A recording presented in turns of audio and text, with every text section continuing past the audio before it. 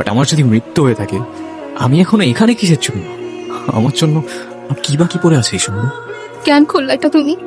কেন করলা? আরেকটু সময় দিতা আমায়, আরেকবার বুঝতে দিতা। কেন আমাকে এভাবে ছেড়ে গেলা?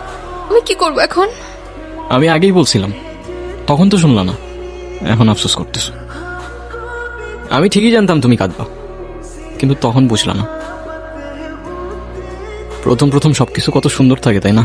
তারপর চেঞ্জ হতে থাকে ইন্টারেস্ট, বিহেভিয়ার আর সাথে ইমোশনস। আমরা এখানে 1 ঘন্টা ধরে বসে আছি আর তুমি ফোনই চালাচ্ছ। তো কি হয়েছে? তো কি হয়েছে মানে? এইটা আবার কেমন? আমি বসে আছি আর তুমি ফোন চালাচ্ছ। তোমাকে তো কেউ মানা করেনি, তুমিও চালাও। ফোন চালাইলে তো আমি বাসায় বসেই চালাইতে পারতাম, তোমার সাথে এসে কেন বসে আছি? দেখি, এখন খালি আমাদের ডিসকাশন হবে, কোনো ফোন না। আজও ফোনটা কেন নিলা? ফোনটা দাও। দিচ্ছি তো, দাঁড়াও। আজও ফোনটা কেন নিবা? এটা কেমন অভ্যাস? মানুষের প্রাইভেসি বলতে কিছুই নাই। দিচ্ছি তো, দাঁড়াও। নাও। এত রিয়াক্ট করলা কেন বুঝলাম না। রিয়াক্ট করার মতো কাজ করছো তাই করছি। তোমার বিহেভিয়ার গুলো না দিন দিন চেঞ্জ হয়ে যেতেছে। আমি আগের মতোই আছি, মেবি তোমার আর আমাকে ভালো লাগে না।